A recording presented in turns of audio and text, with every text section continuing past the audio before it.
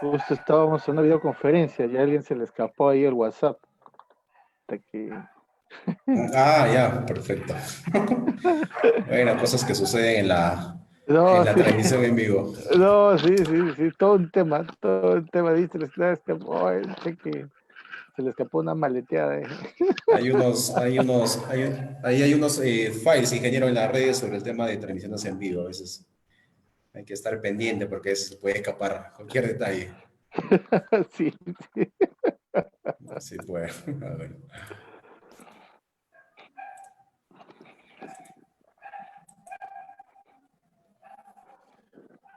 A ver, ya.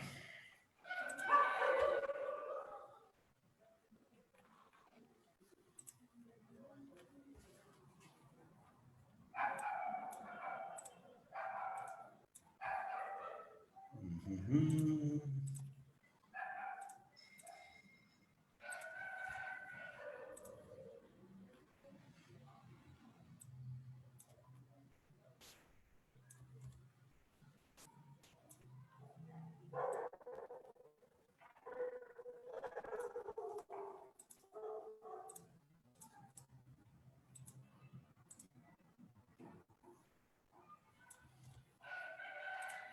Sesenta y cuatro.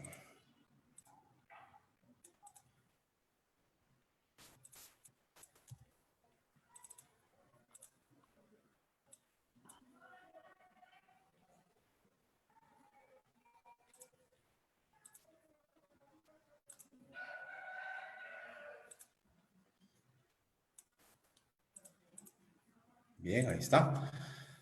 Ahora sí, hola, hola, ¿qué tal? ¿Cómo están amigos de la Escuela Nacional de Capacitación? Muy buenas tardes, nos conectamos ya el día de hoy con el primer tema. Recuerden que hoy estamos miércoles 10 de junio, vamos a estar desarrollando dos temas de gran importancia. El curso, el tema principal del día de hoy es georradar de penetración en la infraestructura vial. Así que ahí está. Y vamos a estar acompañados una vez más también del doctor ingeniero Herbert Zavala Ascaño. En minutos, en segundos nada más, le vamos a dar el pase al ingeniero para que nos pueda comentar la importancia de este curso, ¿no? Recuerden, georradar de penetración en la infraestructura vial, ¿ya? Y luego en la segunda mitad, a las 5:30 más o menos, nos estaremos volviendo a conectar con el siguiente curso, Comité y Supervisor de Seguridad y Salud en el Trabajo, ¿no? Hoy en día se ha puesto de moda también todo lo que tenga que ver con seguridad y salud en el trabajo. Ahí está. El segundo tema es Comité y Supervisor de Seguridad y Salud en el Trabajo. Así que estaremos con dos transmisiones en vivo hasta las 7 de la noche aproximadamente, llevándoles más conocimientos, más información sobre esos temas de gran interés para diferentes rubros. Bien, ahora sí, a ver, vamos a, como ya es de costumbre, queridos amigos, una vez más, bienvenidos a la Escuela Nacional de Capacitación. Hoy comenzamos temprano, ya que dado que estamos haciendo dos temas. Comente, por favor, desde qué ciudad se están conectando el día de hoy, ¿no? Miércoles 10 de junio, desde qué ciudad se conectan para poder mandarles también los saludos correspondientes. Por otro lado, sobre la certificación, en la parte superior de esa transmisión en vivo, ahí siempre se cuelga el enlace para que ustedes puedan obtener la certificación de manera opcional. Recuerden, esta transmisión es totalmente gratuita, puedes conectar desde tu celular o desde tu mini computadora, a la cual yo le llamo a este dispositivo, o tu computadora portátil para que puedas conectarte el día de hoy. Comparte, por favor, también esta transmisión en vivo con tus amigos, con los colegas, con la familia, porque es importante siempre compartir la información para que ellos también se vean beneficiados, ¿ya? Así que te pedimos que puedas ayudarnos a compartir esta transmisión también el día de hoy. Entonces, ahí está. Dicho esto, ya está el tema de la certificación. De igual manera, durante la transmisión estará apareciendo el número de WhatsApp para que ustedes también nos puedan agregar y por ese medio se les va a enviar el tema de la inversión de la certificación, los detalles de pago y entre otras opciones. Ya todo por el WhatsApp, por favor. Ahora vamos con rapidito los comentarios, a ver quiénes están conectados. Javi Alba desde Lima, excelente. Junior Mercado desde Piura. Rose Vegaso desde Moquegua Hilo. Ajá, ahí está. Moquegua Hilo. ¿Quién más está? A ver, Luis Edgar Mamani desde el Callao. Renzo Yair desde Ayacucho, Huamanga, ¿no? Huamanga. Huanta, que está muy cerca también por ahí.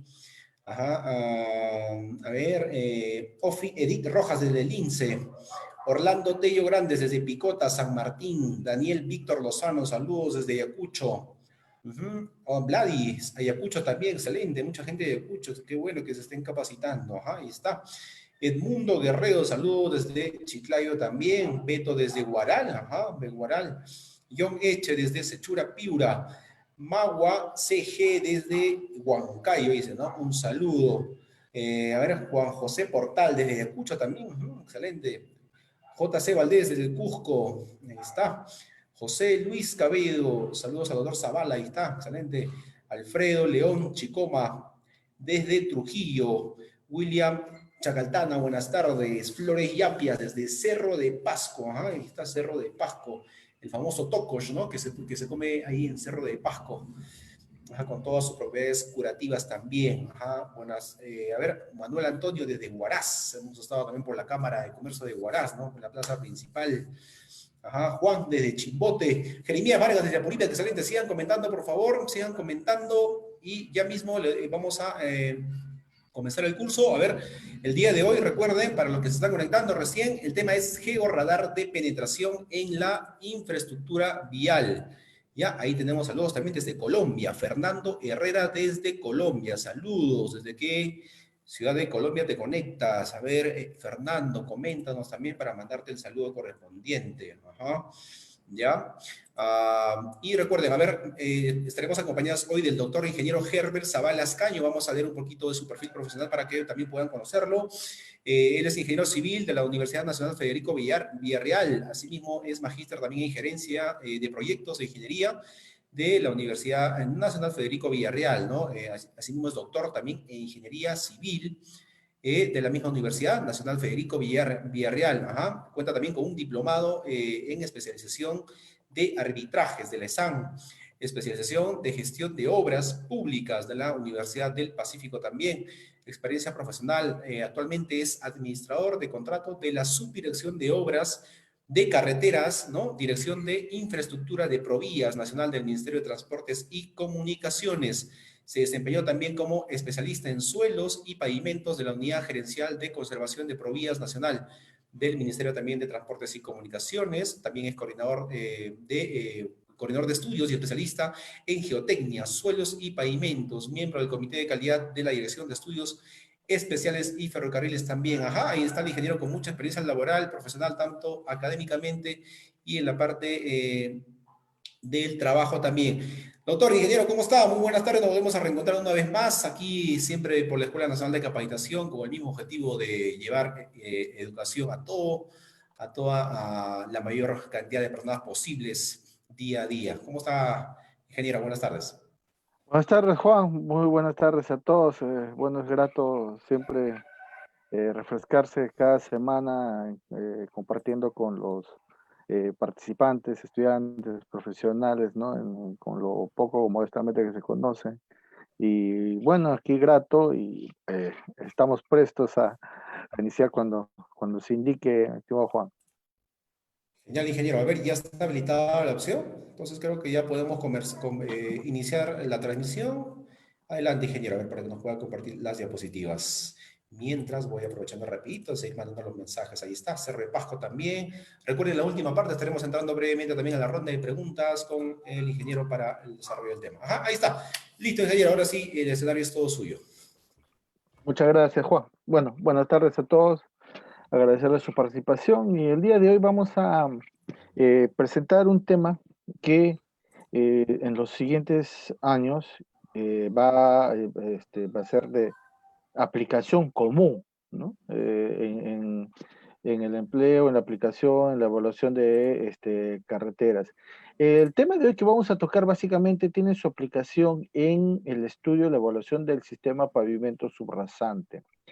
Hago este énfasis porque el, este tipo de equipo, este georradar de penetración, tiene una amplia variedad, ya como iremos viendo, y en función a sus características va a ser su aplicación. Tenemos georradar para aplicar pavimentos, tenemos georradar con fines de estudios geotécnicos, tenemos georradar para estudios en minas, para arqueología, ¿ok?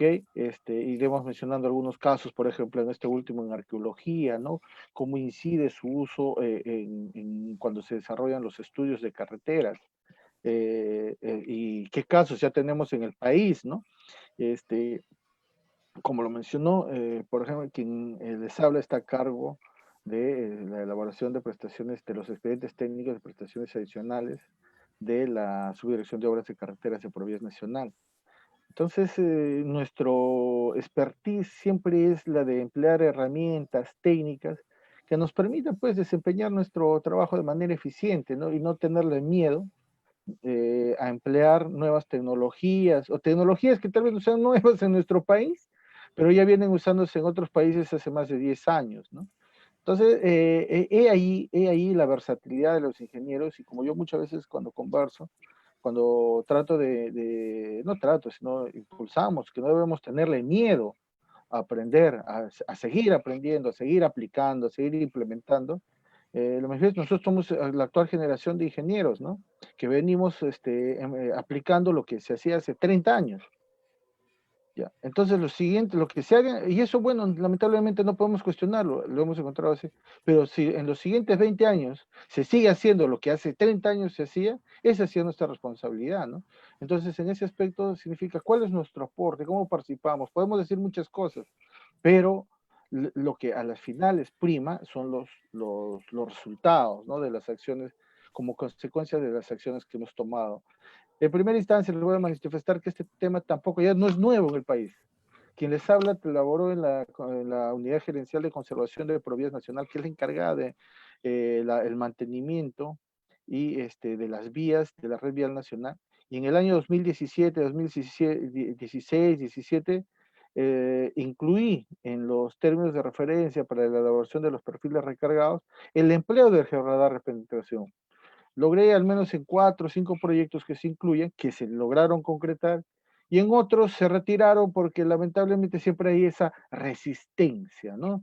Y con distintos argumentos que a veces no son válidos, ¿no?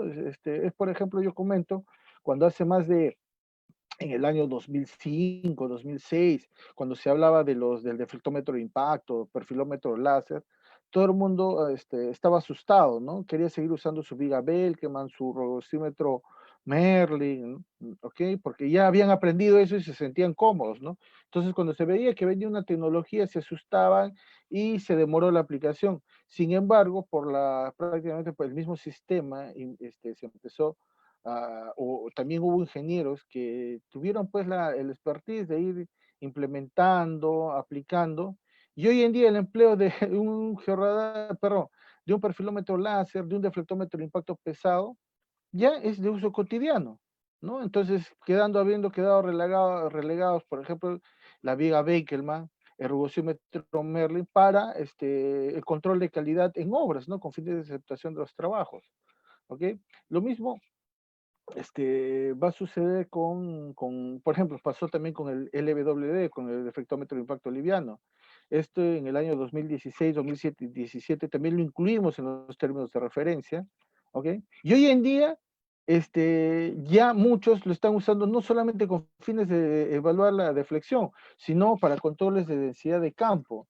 Entonces, vemos ahí, ven que vamos, al inicio hay cierta resistencia, también el tema del acceso a los equipos, pero que se va incrementando la experiencia y los usos se van dando ya incluso más allá de lo que se preveía, ¿no? Igual, el georradar, como vamos a ver ahora, también su función, su versatilidad es amplia. No solamente voy a verlo a nivel de estudio, sino también cómo lo puedo usar durante el proceso constructivo y cómo lo puedo usar durante la etapa de mantenimiento y operación de una carretera. ¿Ven? He allí el expertise del ingeniero de usar una misma tecnología con las mismas condiciones, pero en distintas etapas de la infraestructura vial. Bueno, sin más, y habiendo hecho esta introducción y habiendo esperado que los motive, por qué conocer, por qué no tener el miedo a hacer las cosas, vamos a empezar con nuestra primera lámina. ¿Qué significa el georradar de penetración? Conocido normalmente como GPR. ¿Ok? Conocido como GPR. Y el georradar de penetración no es otra cosa. Primero, ¿qué nos interesa a nosotros? Destruir la carretera. Por ejemplo, yo tengo una carretera que ha culminado la obra. Y a veces me dicen, hay que hacer, ingeniero, hay que extraer núcleos de carpeta asfáltica o extraer núcleos del concreto hidráulico para poder determinar, medir su espesor, ¿ok? La pregunta es, ya culminé una obra y me voy a poner a perforarla, a hacer ensayos destructivos a una obra nueva, ¿no? Es como si ustedes adquiriesen su departamento y el día que entran a su departamento por ver el control de calidad, ustedes empiezan a hacerle huecos a su departamento, dañando la pintura, ¿no? Entonces dañan la pintura, dañan el tarrajeo y por ende afectan, ¿no? Entonces, y queda estéticamente no adecuado, no adecuado, incluso puede ser indicio de una deficiencia y que a partir de él se generen daños, ¿no? Entonces, para ello tenemos que usar otros instrumentos, otras mediciones dentro de los ensayos no destructivos y complementando, reduciendo la cantidad de muestras que podemos obtener mediante ensayos destructivos. Ese es el fin, ¿ok? Bueno, entonces, ¿qué sucede? Hay que priorizar los ensayos no destructivos y de alto rendimiento. ¿Por qué de alto rendimiento?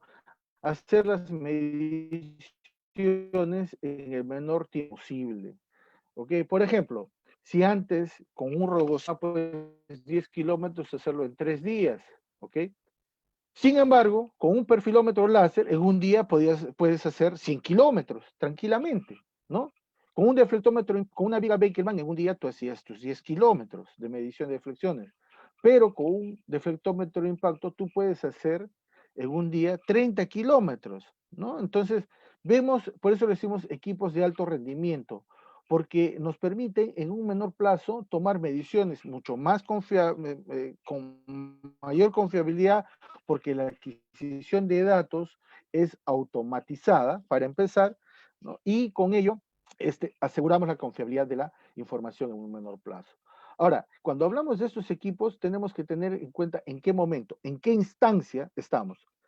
Perfil reforzado, expediente técnico, ejecución de la obra o mantenimiento y operación. ¿En qué etapa estamos para su función?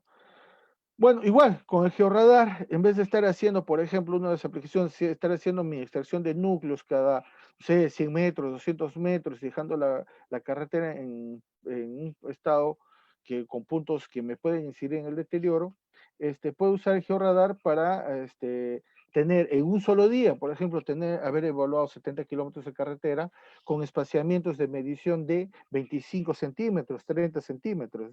¿Ven? Lo que no sucede con la extracción de núcleos, ¿no? Entonces, he ahí su importancia. Entonces, ¿en qué nos va a servir? El georradar nos permite, es un método de ensayo no destructivo para evaluar todo tipo de pavimentos, como los flexibles o asfálticos comúnmente conocidos y los pavimentos de concreto hidráulico rígidos, ¿no? Que estén en servicio o construcciones nuevas, o con fines de rehabilitación también, ¿ok? Y cuando decimos para lo concreto hidráulico, es que hoy en día ya menos mal. En los expedientes técnicos, pues ya también se están planteando carreteras de muy buena longitud con concreto hidráulico. Caso ya tenemos la carretera Ollón-Ambo, ¿no? Que son 3 tramos, y 2 de ellos ya están actualmente en ejecución y los 2 se van a hacer se van a ejecutar, están ejecutando con concreto hidráulico. ¿Cuál era uno de los problemas cuando establecían, elaboraban el expediente técnico con el tema de control de calidad, verificación de espesores? La gran, el consultor decía, pero debemos reducir el número de ensayos destructivos. El revisor decía, no, yo quiero mantener los ensayos destructivos, el número de ensayos destructivos que me pide mi especificación técnica. Ante ello, bueno, intervine, les digo, no, oiga, ingenieros, pero estamos complicándonos en algo por no usar otras herramientas adicionales. ¿Por qué no usamos un georradar de penetración que, frente a un material que tiene una cierta característica y varía frente a los demás, y eso es uno de los puntos que debemos ver y que vamos a ir viendo, ¿no? Me va a marcar con mucha confiabilidad cuál es el espesor, ¿ok? Y, y no solamente el espesor, como vamos a ir viendo, las constantes dieléctricas me pueden decir y dar ciertas características si el estado es bueno, deficiente, de mi pavimento o de mi subrasante y con ello poder plantear alternativas de solución adecuadas. Entonces, aquí vemos, hemos podido mencionar que cuál es el ámbito de aplicación. ¿Qué vamos a medir en este tema del georradar? Que vamos a ver es de aplicación al sistema pavimento subrasante y cuyo objetivo es medir los espesores de la estructura del pavimento y también determinar las posibles fallas que se pueden originar en el pavimento, porque muchas veces nosotros superficialmente se puede ver bien inicialmente, ¿ok? Pero no podemos, no tenemos en ese momento que se realiza la evaluación, no podemos, no tenemos claro cuál es en qué situación se encuentra el material debajo de la carpeta asfáltica, de recubrimiento bituminoso, y que va a incidir en un deterioro, ¿no? Por ejemplo, puede tener mucha humedad la base granular. Entonces, eso me va a generar, reduce su resistencia y por ende, deterioro en el corto plazo, ¿no? El otro punto es el tema de los espesores y las características, que me dé indicios de las características de cuál va a ser el comportamiento de los estratos de la que conforman la subrasante, porque muchas veces, ya, nosotros, cuando hacemos, por ejemplo, calicatas, cuando hacemos calicatas, en el mejor de los casos, pues hacemos calicatas cada 250 metros. La mayor innovación en un expediente técnico fue con la finalidad de asegurarse, de reducir porque, a ver, ¿qué pasaba en varias obras? Se empezaban a elaborar adicionales de obra por deficiencias en el expediente técnico porque no se habían detectado suelos inadecuados. Entonces, por ende, se requería mejoramiento de suelos y al requerirse un mejoramiento de suelos, significa que esta partida es ruta crítica. Mientras yo no realice el mejoramiento de suelos, no puedo ejecutar ninguna otra partida más, ¿no? Entonces, hubo ese embalse de partidas, hubo ese embalse de adicionales de obra. Entonces, ¿cuál fue como consecuencia de ello en los expedientes técnicos? En algunos expedientes técnicos de una entidad empezaron a poner ya no hagamos cada 250 metros, hagámoslo cada 100 metros, las distancias de nuestras calicatas. Oiga, entonces, ¿por qué mejor no abrimos una zanja en toda la carretera y así nos aseguramos pues que no encontramos suelos deficientes, ¿no? Suelos inadecuados? Es allí donde entran otros equipos de medición indirecta, como el georradar, que nos va a permitir no solamente darme el espesor del estrato, ¿ok? No es solamente eso, sino que me va a dar qué tipo de suelo es el que me conforma el estrato, cuál es la humedad posible que tiene y por ende yo pueda inferir si requiere o no mejoramiento de suelos. Entonces, ese es el punto de estudiar la subrasante, ¿eh? Identificar suelos inadecuados con el objetivo de realizar el mejoramiento y por ende mejoraré la resistencia y mi pavimento pueda cumplir con su vida útil. En la parte inferior iremos viendo con más detalle, pero esto se llama un radargrama, que es el resultado de las mediciones con el georradar. Vamos a ver aquí cómo funciona el georradar. ¿Ok? Vamos a ver aquí cómo funciona el georradar. Nosotros vamos a ver, primero, en la imagen derecha, ¿ok? Tenemos dos antenas. Una que es la emisora, ¿ok? Una que es la emisora que me emite la señal, la energía, y luego esta rebota cuando encuentra una discontinuidad o algún objeto, cuando encuentra alguna discontinuidad o algún objeto rebota. Entonces de la antena remisora sale la energía y esta energía rebota hacia la antena receptora. ¿Ok? Eso es lo que el principio, como la refracción sísmica. De ahí parte, pero ahora mucho más simplificada. Vamos a ver la imagen de la izquierda. ¿Ok? Entonces, que en esta imagen podemos ver, esta es nuestra antena este es el georradar. Tenemos nuestra antena emisora y la receptora. ¿Ok? ¿Qué nos va a emitir? Emite pulsos cortos de energía electromagnética de alta frecuencia, ¿no? En esta antena que está montada en un vehículo en movimiento. ¿Ok? O sea, el vehículo no es que tenga que detenerse y va a trabajar. No, el vehículo está en movimiento. Y desde ya les adelanto que la velocidad de operación de estos vehículos está entre 20 a 30 kilómetros por hora. ¿Ok? Entonces, emite una señal en movimiento, estando en movimiento el vehículo, el mismo que se propaga hacia abajo, ¿no? Y parte de la energía es absorbida y parte reflejada hacia la superficie. Entonces, emite la energía, ¿ok? En la discontinuidad es reflejada hacia la antena receptora, pero parte también de ella continúa hacia los siguientes estratos y en la siguiente discontinuidad retorna hacia la antena, ¿no? Entonces, entonces retorna y qué es lo que al final se grafica. Ese grafiquito que vemos al lado de la antena, donde nosotros podemos apreciar, ¿no? Las longitudes de onda, ¿ok? Vamos a apreciar las longitudes de onda. Un momentito, ok. ¿No? Vamos a apreciar las amplitudes y tiempos de arribo y estos tiempos de arribo van a estar en función de las constantes dieléctricas. Y solamente para aclarar el tema de constante dieléctrica, cada material tiene una constante dieléctrica. ¿Qué quiero decir? Por ejemplo, esta carpeta asfáltica tiene una constante dieléctrica que es muy distinta a la constante dieléctrica de la capa granular. Entonces, esta es incidente, ¿no? De darme el tiempo y la velocidad en el cual debido a esa característica, va a reflejarse la onda electromagnética. Por ejemplo, aquí vemos, ¿no?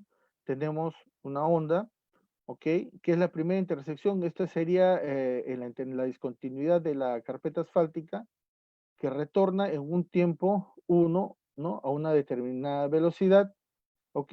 Y la segunda onda, ¿ya? Que vemos aquí con distinta amplitud, ¿no? Que corresponde a la base, va en un tiempo mayor, ¿ok? De retorno y una velocidad distinta también, por ende. Entonces, ello lo que nos va a permitir es crear una imagen en tiempo real de las condiciones existentes la subrasante, en todos los estratos, y por ende voy a poder inferir, determinar los espesores de la capa, los vacíos y la humedad, ¿no? Entre otros parámetros. Pero estos son los más importantes, ¿no? Son los más importantes porque me dan una referencia de la resistencia del estrato.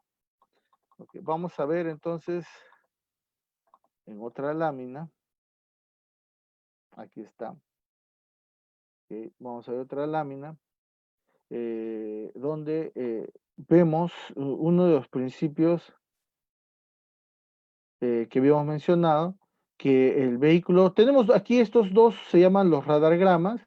Ahora vamos a ver los slopes, scopes, como los denominamos, o las longitudes de onda, comúnmente. Y en ella, por ejemplo, corresponden a un mismo tipo de estrato, pero son dos georradares. Son dos georradares. ¿Y qué es lo que varía entre uno y entre la calidad de este radargrama, de que está a la izquierda, con la calidad del radargrama de la derecha? El primer punto se llama frecuencia de georradar, que iremos viendo en las siguientes láminas. La frecuencia del georradar es una de las que me permite determinar con mayor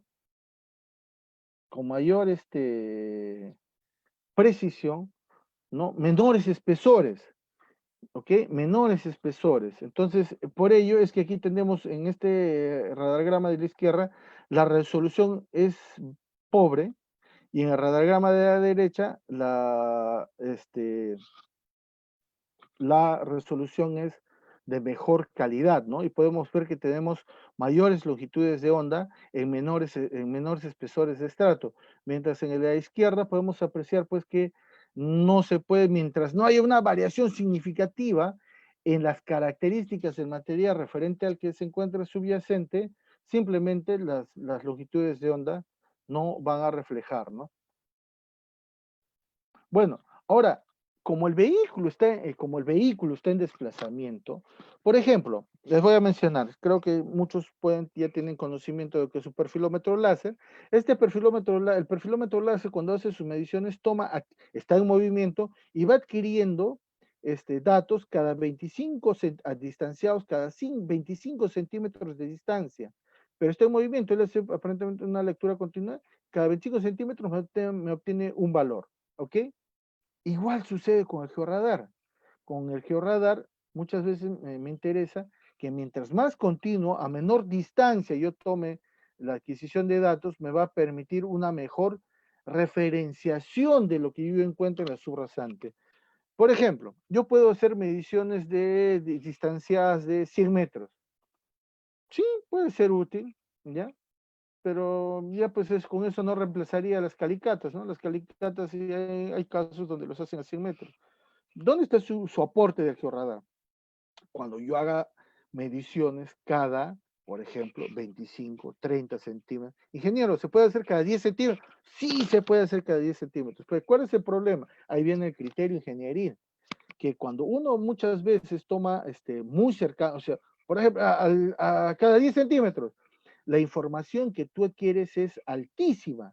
Entonces, muchas veces vas a tener que detenerte, por ejemplo, cada 10 kilómetros para descargar esa información y volver a iniciar el programa y nuevamente las lecturas, ¿no? Y ahí un poco el juego de definir cuál deben ser las distancias a las que debo tomar mis lecturas. ¿Y esto por qué? Vamos a irlo viendo. Uno de los problemas, por ejemplo, en elaboración de expedientes técnicos, ya que es consecuencia, algo que se haga mal en un expediente técnico definitivamente tiene que terminar en un adicional de hora. Entonces, uno de los temas es interferencias, denominado así. Interferencias como tuberías de agua que no se detectaron, empiezan a hacer movimiento de tierras, uy, nos encontramos con tuberías de agua. Empezamos a hacer movimiento de tierras, uff, nos encontramos con la tubería de desagüe. Oiga, empezamos a hacer movimiento de tierras, nos encontramos con buzones, ¿no? La fibra óptica, oiga, entonces, ¿qué pasó? No, es que cuando hice la calicata no lo encontré, ¿no? He allí estos tipos de materiales que son distintos a los estratos sobre el cual se encuentran inmersos, son muy distintos. Entonces, vamos a emplear ahí el georradar, los va a reconocer fácilmente.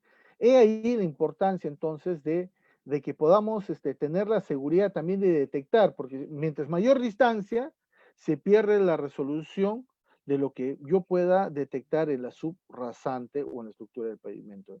Entonces, distancias de 20, 25 centímetros muchas veces son recomendadas con la finalidad de que no se pierda la resolución. Vamos a verlo eso aquí en esta imagen, donde por ejemplo yo tengo el escaneo cada 10 pies, ¿no? ¿Ok? Aquí tengo otro escaneo cada 5 pies y otro escaneo cada pie. Si vemos entre una y otra, la de cada pie tiene mejor resolución y me da mayor detalle. La de 5 pies también. Sin embargo, en la de 10 pies vemos que ya se pierde cierto detalle, ¿no? Entonces, allí siempre debemos tener en cuenta, ¿ok? Justamente lo que las consideraciones y criterios para la operación, porque recuerden, este equipo está en constante movimiento, no se detiene la unidad. Aquí venimos a establecerles justamente lo que mencionaba, las frecuencias de las antenas, los rangos y estas frecuencias de antenas tienen que ver con la profundidad a la cual se va a lograr analizar, evaluar, realizar la medición. Mientras mayor es la frecuencia, puedo detectar menores espesores, pero mientras menor es la frecuencia, lo que me va a detectar yo necesito mayores espesores, ¿ok? ¿Qué quiero decir esto? Por ejemplo, si yo usara una antena de 0.5 GHz, ¿ok? Este es de baja frecuencia. Entonces, si yo quisiera medir con esta antena el espesor de la carpeta asfáltica, no sirve, no puedo emplearlo. ¿Ok? Entonces, por eso es que con fines de estudio de pavimentos, con fines de evaluación, de recepción, ¿ya? Con fines, entonces, de medir el pavimento con el sistema subrasante, se recomienda que las frecuencias de las antenas estén en el rango de 1.2 GHz a 2.3 GHz. ¿Por qué? Porque el de 1.2 GHz me va a permitir llegar hasta una profundidad de 1 metro, ¿ok?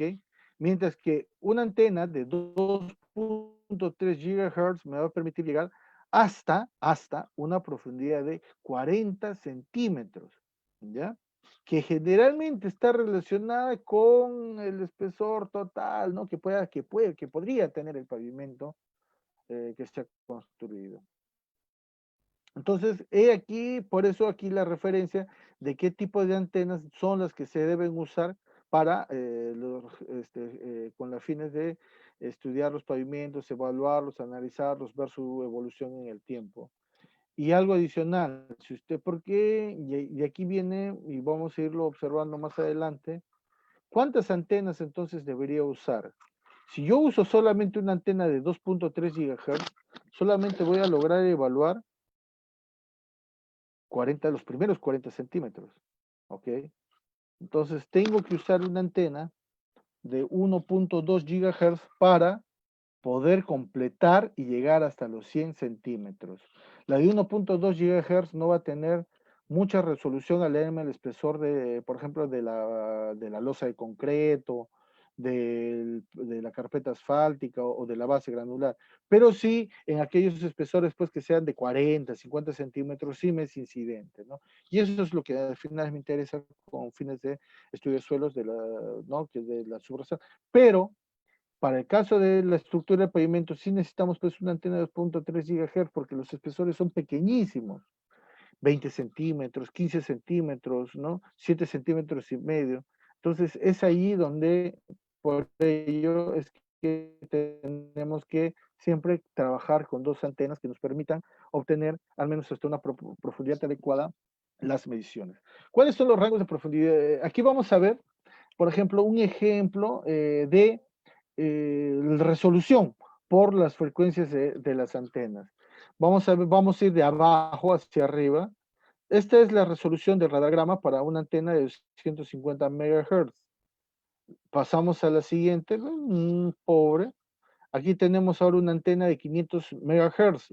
¿Cuál es la ventaja entre, por ejemplo, cuando tengo antenas de menor resolución, de menor frecuencia, estas me permiten llegar a mayor profundidad? Eso sí es su ventaja, la ventaja de usar antenas de menor resolución, de menor frecuencia, que me permite llegar a mayores profundidades.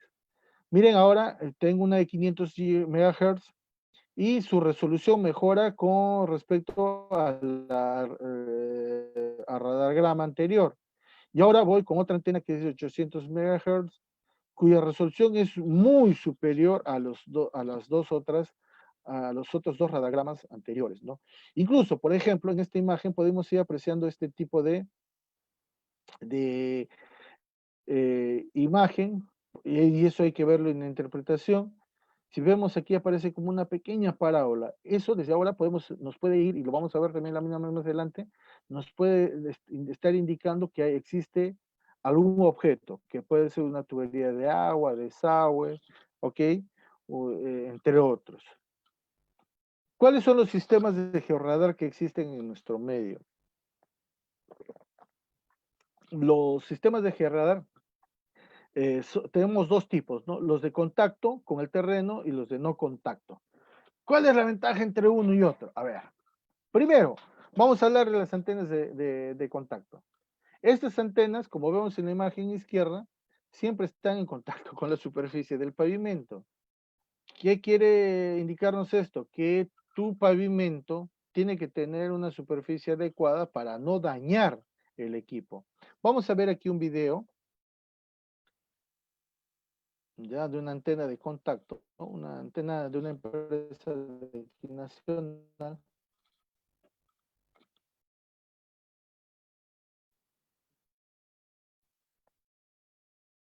Vamos a verlo.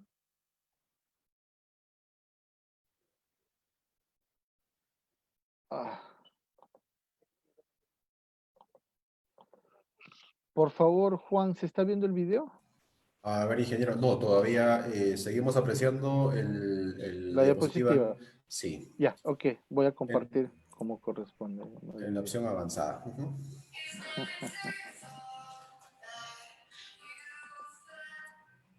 Vamos a Todo compartir lo, pantalla. ajá, todo lo que está conectado, ahí está, desde ICA también, desde Puno, excelente. A todos el día de hoy, miércoles. Ahora sí creo que sí está, ingeniero. Ok, entonces aquí vemos el georradar, ¿no? Es un georradar de una antena de contacto, está montada en la parte posterior de la unidad. Se pone una antena nada más, ese es uno de los problemas o desventajas también de este equipo. Ahora, al usar este equipo, una de sus desventajas es que al estar sobre la superficie del pavimento no me permite eh, leer adecuadamente o determinar con cierta precisión por ejemplo, el espesor de la carpeta asfáltica más su base granular, ¿no? que existe. Entonces, mayormente su uso se aplica para profundidades mayores debajo de los 50 centímetros. Y algo adicional que necesito en este tipo de equipos, calibrarlos. Por lo tanto, tengo que haber realizado este, distintas, ejecutar prospecciones calicatas para ir contrastando y con ello ir calibrando, ¿ok? Como el espesor, ingresar la humedad para ir determinando y me puede ir especificando adecuadamente los tipos de materiales que se encuentran en la subrasante. Entonces su empleo no es muy recomendado porque, como les menciono, necesitamos mayor calibración que para el otro caso, que es una antena de no contacto. Normalmente este tipo de antenas de no contacto, nosotros las denominamos también comúnmente antenas aéreas. Y como vemos, no están sobre la superficie del pavimento, están a una altura determinada. Y ojo, aquí en la imagen ustedes podrán apreciar dos antenas. Y vamos a ir viendo un video mientras abrimos el video y ustedes se preguntarán entonces, ¿por qué dos antenas? Recordemos, estábamos hablando hace unas láminas anteriores sobre, sobre el tema de las frecuencias. Entonces, una antena es para leer los primeros 40, 50 centímetros y la otra antena es para llegar hasta una profundidad de 1 metro. Una de las ventajas de usar estos equipos es que aquí vemos la instalación, la implementación de toda la estructura para las dos antenas, ¿no? La instalación para toda la estructura de las dos antenas. ¿Ok? Este equipo tiene sus especificaciones técnicas que mostramos aquí, ¿no? A qué distancia debe ir el parachoque, a qué altura se debe encontrar la base del georradar, qué características tiene que tener la estructura, ¿ok? Pero algo importante en este equipo es que su calibración es mucho más sencilla que la antena de contacto, ¿no? Vamos a ver aquí cómo se realiza. Aquí hay una imagen, pero a veces es mucho más gráfico o interesante verlo en video. Aquí vemos, ¿no? Esto es en Lima, estábamos haciendo el trabajo. Estas láminas de aluminio, estas planchas me permiten hacer la calibración del equipo. Voy variando sus alturas y con él voy ejecutando la calibración del equipo. Es decir, no tengo que estar realizando prospecciones necesariamente. Bien, entonces, por ello es que una de las recomendaciones es que para el caso de estudio para la evaluación del pavimento, del sistema pavimento subrasante, siempre debemos emplear las antenas de no contacto o aéreas, ¿no? Y generalmente que sean dos antenas, una de 1.2 GHz y la otra antena de 2.3 GHz. Porque nos interesa hacer la medición de manera simultánea. Entonces, del punto que se ha obtenido con las dos antenas, las podemos luego superponer, traslapar sin mayor inconveniente. Porque si no, si hacemos dos antenas en tiempos distintos, ¿ok? No tenemos la seguridad de traslapar adecuadamente y por ende va a incidir en la interpretación de los datos. Existen en el país, por ejemplo, antenas de contacto, ¿no? Donde sí manejan los tres tipos de antenas, pero una se va usando una después de otra. Entonces, allí viene el inconveniente de cuando se interpretan los datos, muchas veces tanto la lectura del pavimento que entre comillas se tiene, con la lectura de la subrasante que se tiene, no se corresponde e incurrimos en interpretaciones erróneas y por tanto en el planteamiento de alternativas de solución adecuadas. Vamos a ver aquí, por ejemplo, vamos a ver un radargrama, ¿ya? Este es un radargrama y cómo se interpreta, ¿no? En la parte superior yo obtengo el radiograma, en las ordenadas está la distancia, como he ido realizando mis lecturas. En las ordenadas, perdón, en las abscisas está la distancia, en las ordenadas está el espesor, el tiempo. Y este tiempo versus velocidad se convierte en otra cosa que espesores. Aparentemente para el ojo no experto, pues, oiga, digo, ¿qué veo aquí, no? ¿Qué observo? No lo entiendo. Vamos a ir a la parte inferior para que lo puedan comprender. Y vean, ¿no? Si vemos, tenemos prácticamente una carpeta asfáltica de 100 milímetros que va variando, y es esta, ¿no? Si vemos, miren, ¿no? Vamos dibujando. Esto lo hacemos ya en gabinete. Si bien se puede ir viendo en tiempo real, como vamos a ir viendo algunos videos, ¿ok? Lo vamos haciendo, también afinamos en gabinete la lectura para poder después determinar de acuerdo a parámetros estadísticos, estadísticamente determinar el espesor de la carpeta asfáltica. Luego tenemos otra capa, ¿ok? Y otra capa que es una base asfáltica, ¿no? Una carpeta asfáltica, de ahí tengo una base asfáltica. Ambos materiales tienen consistencias muy distintas, densidades muy distintas. Por ende, hace que el georradar los puede identificar fácilmente.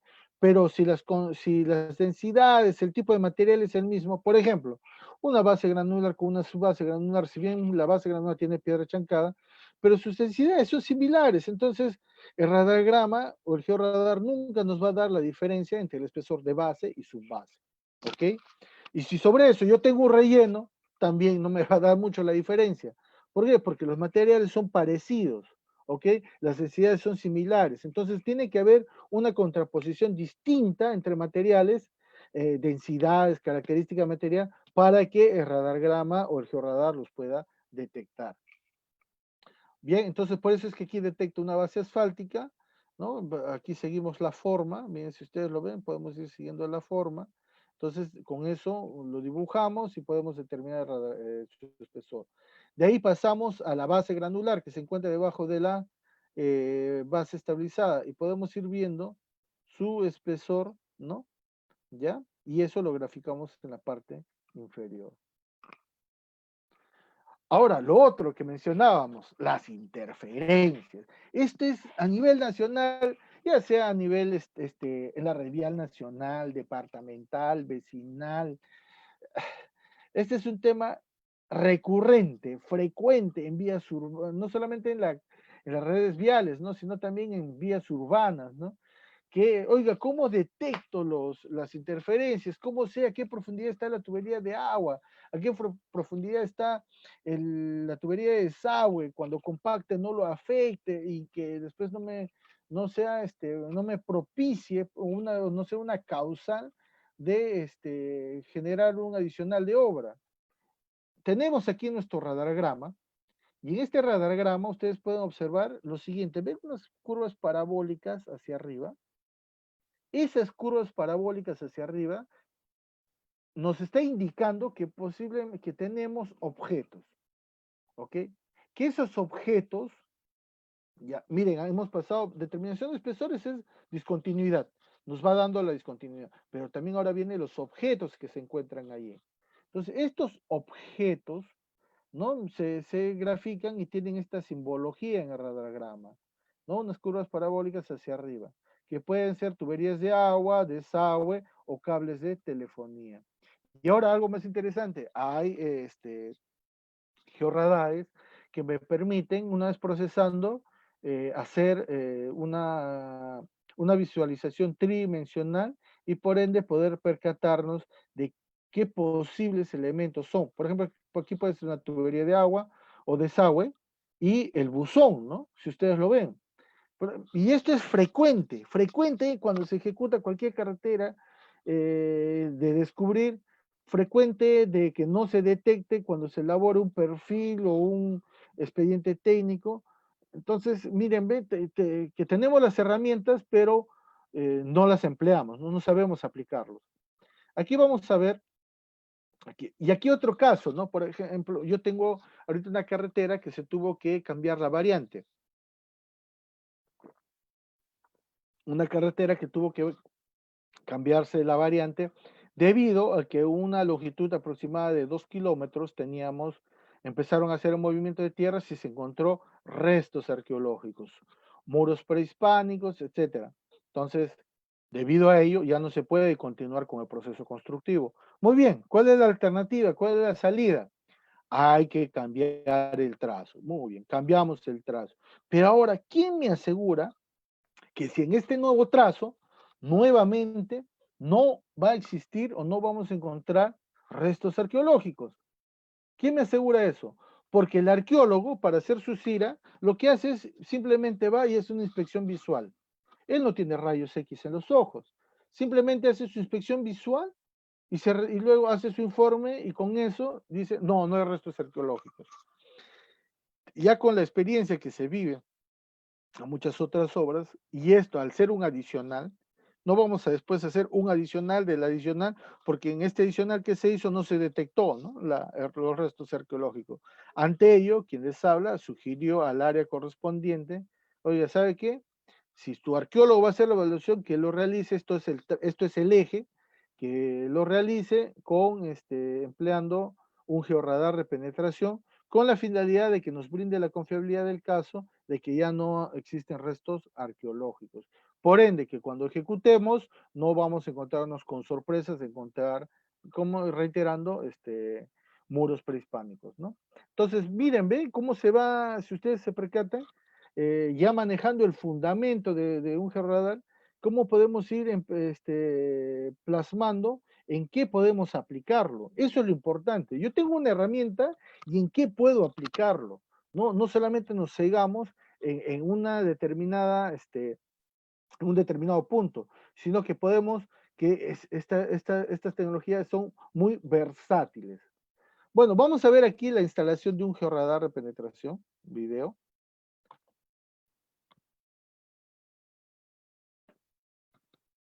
Ok, este es el georradar. Esta es la estructura. Aquí están los cables que van hacia los transductores, ¿no? Todo el sistema de una sola antena y de la otra antena. ¿Ok? Cada uno es independiente, pero al final todo eso se tiene que integrar para tener para que todos los datos estén integrados como uno solo. Si bien cada componente es independiente, pero toda esa información se tiene que integrar. ¿No? Aquí podemos ver cuál es la forma de la estructura, las características que hay que tener, los cuidados que hay que tener. A veces pensamos que los equipos, como si fueran los equipos no destructibles, ¿no? Los cuidados que hay que tener para que no se dañen. Ven ahí el mecanismo de protección, como todo el sistema especial, la estructura que hay que armar, el cableado que hay que realizar. Este cable es el que me permite la emisión de datos, ¿ok? ¿No? Esta es toda la unidad especial para este equipo. Este es el encoder. Este encoder es importante. ¿Por qué? Porque es el que me va a determinar, es el que me realiza la medición. Es decir, si me dice que ha avanzado 100 metros, él es el que me establece. Ha avanzado 2 kilómetros, él es el que me determina. Entonces, y es el que me va estableciendo la integración entre la distancia y las lecturas de las dos antenas. Es el que me va integrando eso. ¿No? Miren, es un aparato, el encoder es un componente separado de todos ellos, pero al final va integrando la información de las lecturas de distancia a la cual se realiza la medición o en la que se encuentra en ese momento y la integra luego con la medición del georradar.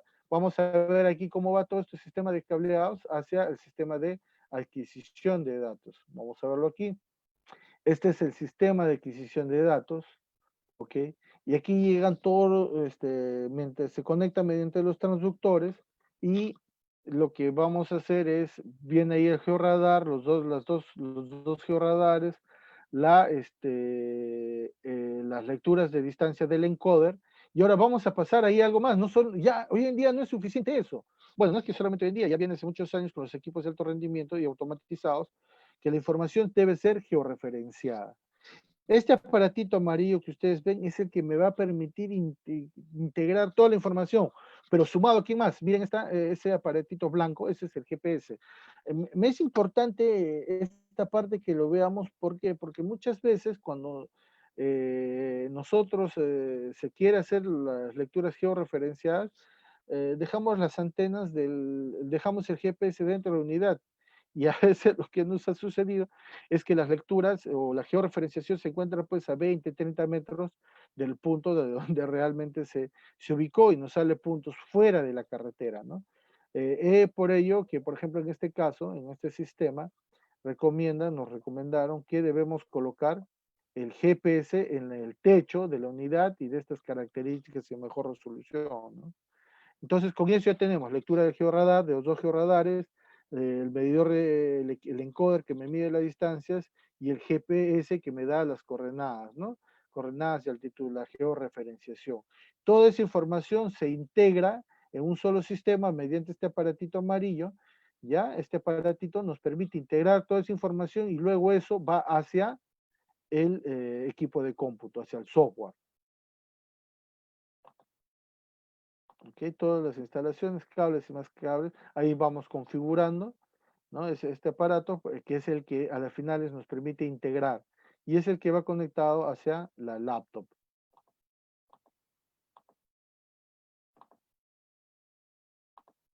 Muy bien, vamos a ver.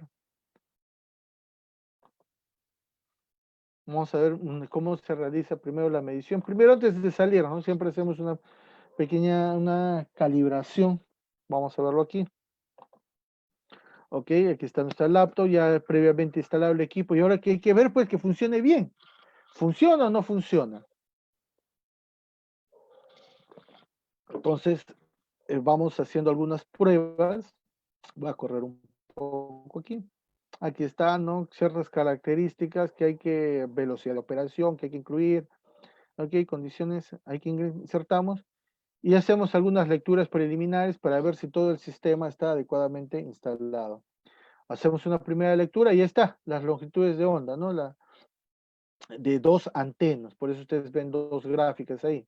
Y luego eso, ¿en qué lo vamos a convertir? En radargrama. Ok, va a volver aquí nuevamente a leerlo. Ya, va a volverlo a leer.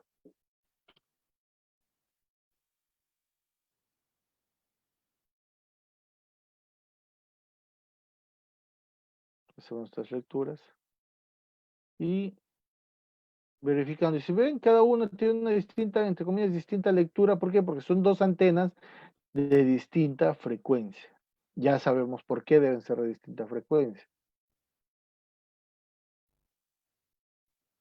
Y ahí se va generando el radargrama inmediatamente después. ¿Ven? Ustedes observan y se genera el radargrama.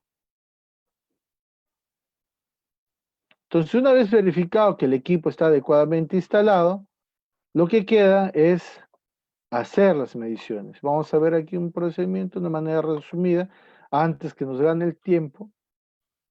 Y aquí el equipo, ahora sí, ya verificamos que está adecuadamente instalado y empezamos a hacer las mediciones. Le damos cada cuánto va a dar sus lecturas, le configuramos, y aquí en la parte derecha ustedes pueden ver viendo que aparecen dos lecturas de onda, ¿no? Las lecturas, las ondas, y luego se va generando hacia el lado izquierdo, se va generando el radargrama, ¿no? Se va generando automáticamente según avanzamos y de acuerdo a las distancias establecidas de lectura. ¿Ok? Ustedes pueden ver y viendo en la imagen izquierda se va generando el radargrama.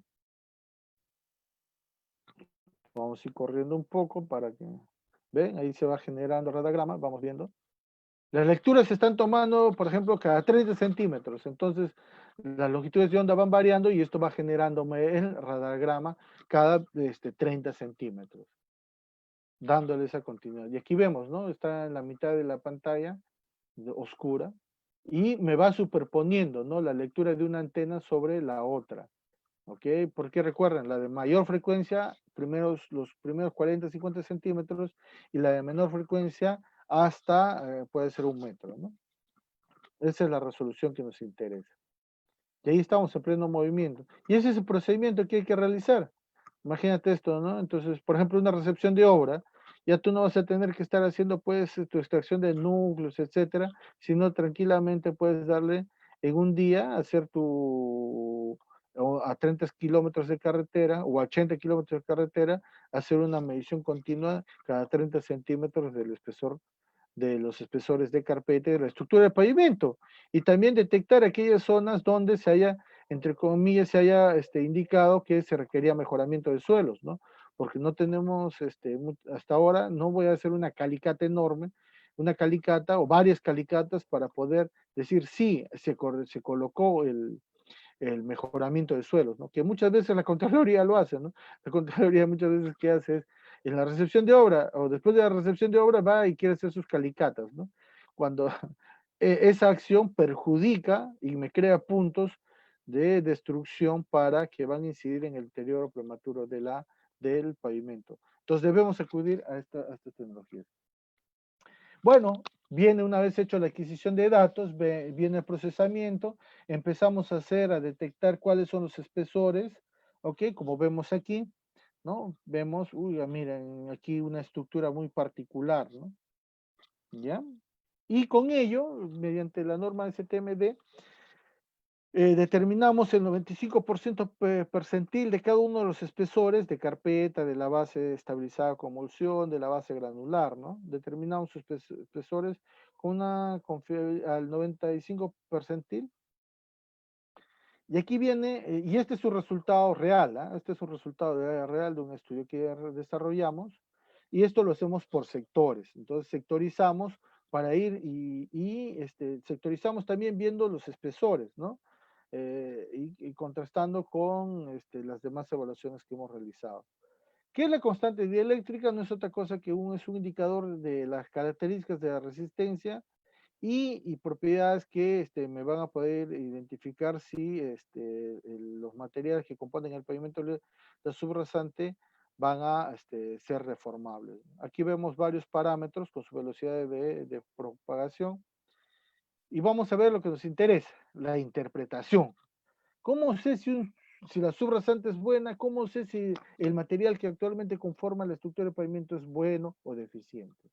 Tenemos aquí dos columnas, interpretación para suelo se refiere a subrasante. Tengo otra columna para agregados, que eso se refiere para la estructura del pavimento. Si yo ahora, por ejemplo, tengo una constante dieléctrica de 12, ¿ok? Ingresamos todos los parámetros, etcétera, durante el procesamiento, y me da una constante dieléctrica de 12. Entonces, ¿de qué tipo de suelo estoy hablando? Me vengo aquí, interpretación para suelos, constante dieléctrica, 12, está entre 9 y 16. ¿De qué tipo de suelos estoy hablando? Suelos húmedos, su capacidad portante puede ser reducida, pero en general es satisfactoria. Entonces, estoy hablando de un suelo de regular característica físico-mecánica. ¿Tendré problemas de suelos inadecuados aquí? No. Entonces, no requiero intervención alguna.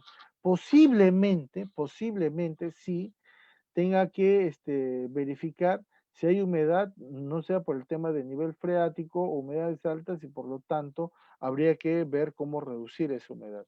Pero si tuviera una constante dieléctrica de 23, entonces vengo para el subrasante, muy bien, vengo aquí a mi tabla, constante dieléctrica, 23. ¿Cuál sería la interpretación? Que el suelo es altamente susceptible al agua y de baja capacidad portante. Entonces, ¿qué me está indicando esto? ¿Cuál es la conclusión para mí como ingeniero? No, que estoy tratando con un suelo inadecuado y por lo tanto requerimos plantear un mejoramiento de suelos en toda esa sección, en esa longitud donde el georradar haya identificado este tipo de suelo. Igual vamos a la base granular, ok, vamos a los agregados, y si me hablan, por ejemplo, de una constante dieléctrica de 7, entonces tenemos que tener en cuenta que es una base seca, ¿no? Con baja absorción de agua, buenas propiedades de resistencia. Entonces, ¿qué me está diciendo? Que el material que actualmente que está sobre que está como parte de la estructura del pavimento es adecuado y por lo tanto no voy a tener problemas de deformación en el corto plazo. Pero Sí, me hablan de una base, me hablan de una constante dieléctrica de 20, entonces voy mayor de 16, me dice una base muy húmeda o casi saturada con baja resistencia al corte. Es decir, que tengo que, me va a permitir identificar esa longitud donde tengo este tipo de base granular y donde muy probablemente tenga que plantear alternativas para drenar el agua de la estructura del pavimento, como ya se ha hecho en varios casos. Por ejemplo, un caso fue la carretera en el Abra Málaga, en Cusco, ¿no? En la parte alta, donde que se encuentra debajo del Nevado de Verónica, se tuvieron que colocar tubos de drenaje en la estructura, en la base granular, para permitir que el agua se drene, porque empezó a deteriorarse en el corto plazo el pavimento, ¿no? Bueno, otro de los puntos es que muchos han intentado el georradar de penetración, empalmarlo con el deflectómetro de impacto pesado, ¿no? ¿Con qué finalidad? Si yo ya puedo leer qué tipo de material tengo en la deflexión, ambos me pueden sumar en el sentido de una adecuada interpretación de cómo está trabajando el sistema pavimento subrasante. Bueno, ¿cuál es la norma de aplicación? La norma STMD 4748, que nos establece el procedimiento para las mediciones, cómo vamos a determinar los espesores, ¿ok? Tanto para pavimentos asfálticos como hidráulicos o estabilizados, ¿no? Eh, Uno de los, como y volvemos a reiterar, se recomienda el uso de antenas de no contacto. Bueno, muchas gracias. Espero no haberme dilatado mucho y atento a sus consultas. Ahí está. Muchas gracias, ingeniero, por el desarrollo del tema, ¿no? Muy interesante también. A ver, vamos a pasar con la lectura de los comentarios. Así que, queridos amigos, en esta parte entramos ya en la ronda de preguntas. A la ronda de preguntas, si tuvieran alguna interrogante, pregunta sobre el tema desarrollado, es el momento de que ustedes puedan dejar sus comentarios en la transmisión en vivo que estamos teniendo el día de hoy con el ingeniero Gerber Zavala, ¿ok? Entonces, mientras van dejando sus preguntas, aprovechamos también para indicarles sobre la certificación, ¿ya? Sobre la certificación. En la parte superior está el enlace para que puedan darle clic, nos escriban y por ese medio les vamos a enviar todos los detalles de la certificación. ¿Ok? Entonces, a ver, ingenieros, mientras nos van dejando sus comentarios y vamos haciendo el filtro, coméntenos algunas casuísticas o qué es el problema más común en este tipo de tecnología. Bueno, uno de los problemas de este tipo de tecnología, cuando veíamos montado, por ejemplo, en la parte delantera de georradar, es que en zonas de curva cerrada, que son muchas zonas de nuestra serranía, de nuestro país, que tienen configuraciones pues muy particulares, a veces ya la longitud de la unidad se incrementa con la instalación del georradar. Por ello que ya se ha dado casos en que ha chocado contra el talud superior el georradar y por ende ha sido motivos de reparaciones, ¿no? Eh, bueno, pero lo positivo es que nos permite obtener información adicional que nos ayuda a lograr planteamiento de soluciones mucho más adecuadas a las condiciones que existen. Porque, ¿qué sucede? A veces nosotros, cuando, por ejemplo, se hace una medición con deflectómetro de impacto, si bien mido mis deflexiones, esto se hace, por ejemplo, cada 50 metros alternados. Entonces, en esa longitud de 50 metros existe un vacío.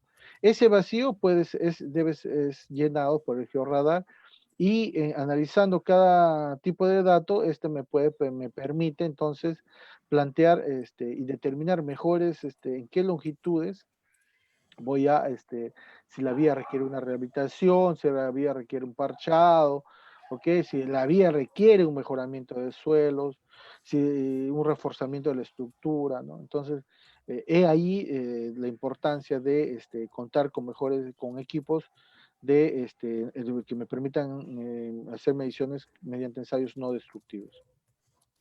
Y el costo, ingeniero, de este equipo, ¿cuánto está en el mercado peruano Entre aproximadamente? 200 a 300 soles el kilómetro, ¿no? Entonces, por ejemplo, los contratos por niveles de servicio, que estamos hablando de longitudes de 100, 200 kilómetros, ¿no?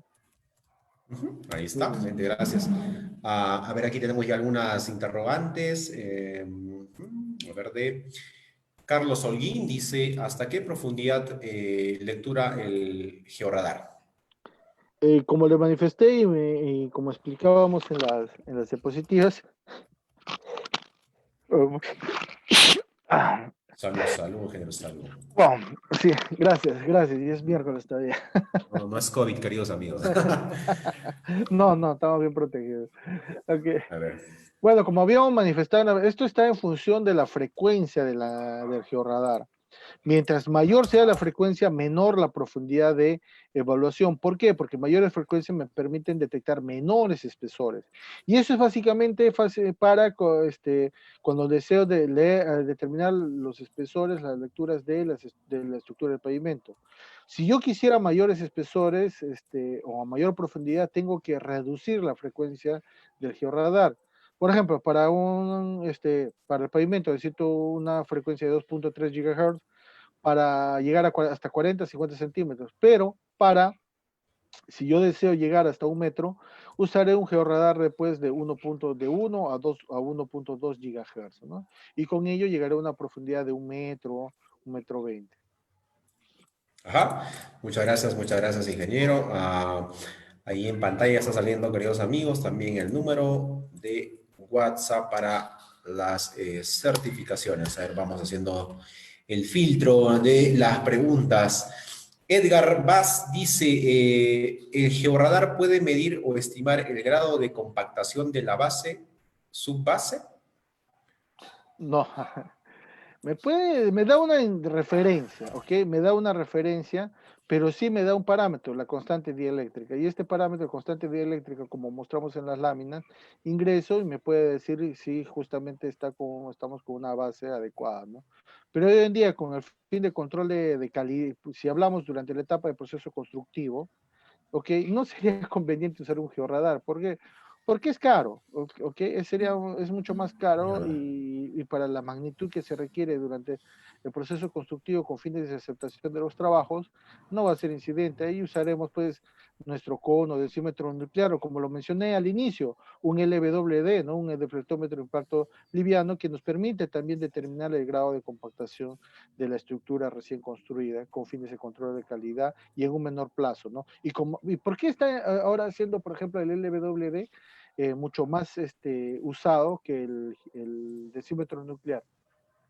Porque para el densímetro nuclear se necesita tener autorizaciones, hay un mayor riesgo en su uso, hay que tener mayor precaución. En cambio, con un deflectómetro de impacto no necesita ese sinnúmero no necesita esas autorizaciones del IPEN, ¿no? Que esté renovándolo cada año y medio, y basta con que se tenga una adecuada capacitación para su aplicación, ¿no? Y está reemplazando también al ensayo del cono de arena. Hoy en día mucho más comúnmente desarrollado. Como le digo, como cuando hablamos de equipos de alto rendimiento, hay que ver en qué momento se puede usar.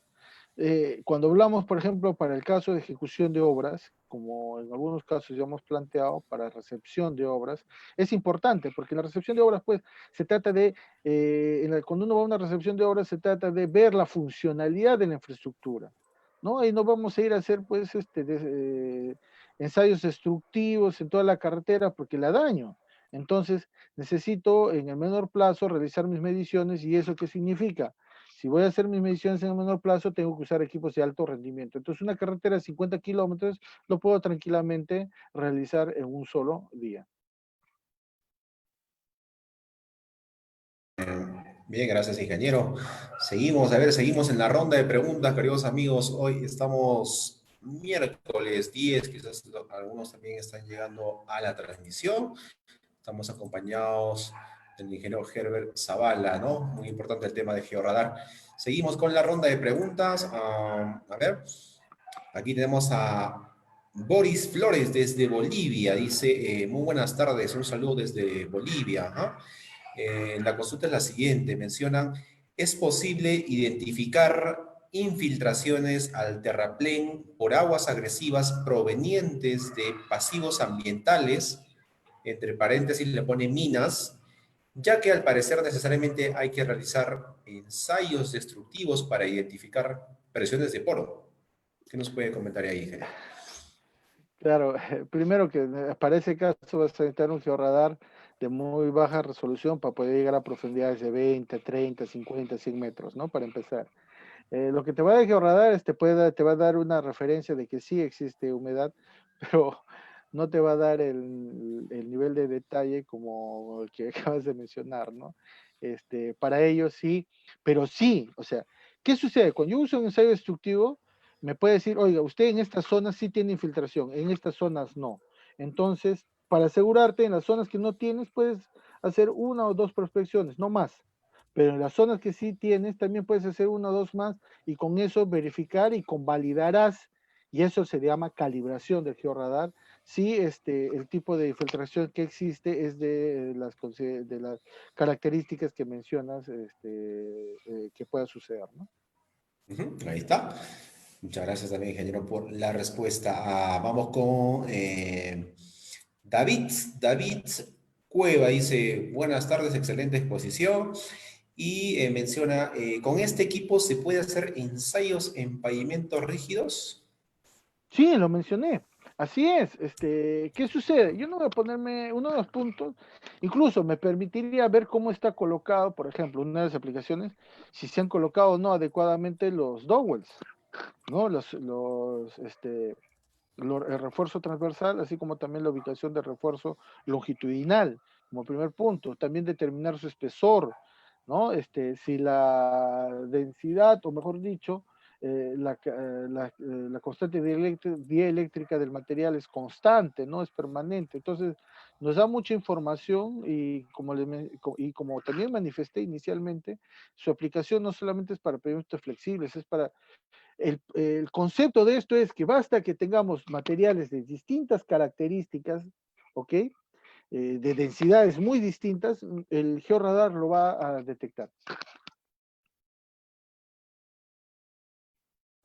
Ajá, ahí está. Gracias también por la respuesta. Seguimos en la ronda de preguntas, queridos amigos, el día de hoy, miércoles. A ver, vamos con Luis Raraz Palpán. Menciona, ¿esta evaluación se hace actualmente en la entrega de obras? Quien les habla, el año pasado propusimos en varios términos de referencia de supervisión de obra con la finalidad de en la recepción de obra. En la recepción de obra, y acuérdense, va a ir cambiando, se van a ir planteando equipos de alto rendimiento con la finalidad de optimizar el mismo. Pero son equipos, ¿y por qué estos equipos? Porque son equipos de no destructivos.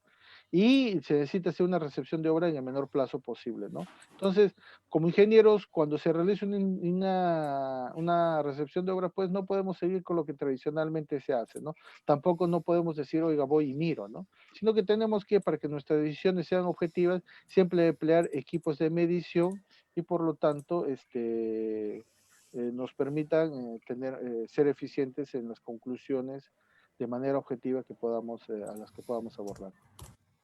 Ujú, ahí está, muchas gracias. Vamos con Jaime Villalobos, dice Jaime Villalobos Banda, ¿el georradar puede brindar información del tipo de suelo?